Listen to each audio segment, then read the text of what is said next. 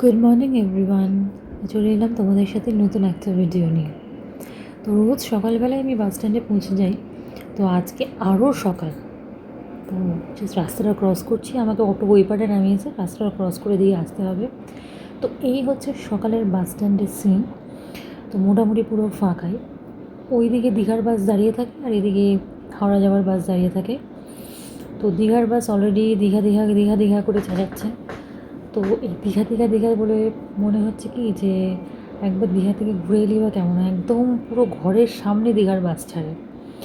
তো ভেবেছি যাব, তো দেখি কবে যাওয়া যায়। তো বাসের জন্য দাঁড়িয়ে দাঁড়িয়ে দাঁড়িয়ে দাঁড়িয়ে না পুরো ঘেমে যাচ্ছি। আর বৃষ্টি না হলে বীভৎস গরম। তো যাই হোক, আলটিমেটলি 15 মিনিট দাঁড়ানোর পর বাস এলো। তো যথারীতি উইন্ডো সিট পেয়ে গেছি, তো উইন্ডো সিটে বসে পড়েছি। তো বাস দেওয়া মাত্রই দেখো পুরো বাস পুরো একদম ভর্তি হয়ে গেল দেওয়া মাত্রই। তো যাই হোক, 40 মিনিট পরে আমি স্টেশন পৌঁছে গেলাম। তো আগের দিন আমার চায়ের দোকানটা না বন্ধ ছিল, তো আজকে দেখি চায়ের দোকান খোলা।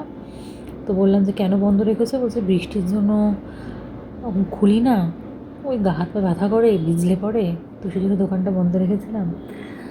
তো যাই হোক, একটা সিট ফাঁকা ছিল না, তো দাঁড়িয়ে দাঁড়িয়ে চা খেতে হলো। চাটা বেশ ভালোই গরম, ফ্লাক্সে করে রাখে। তো এই ফ্লাস্কের চা বেশ গরম থাকে, কেটলিগুলো কী হয় বলো তো, তাড়াতাড়ি ঠান্ডা হয়ে যায়।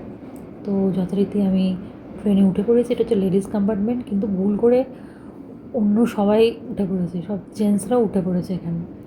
তো ট্রেন দেখো, সামনের সিট সব পুরোটাই ফাঁকা, এবং ফাঁকা ট্রেনে ট্রাভেল করতে খুব ভালো লাগে।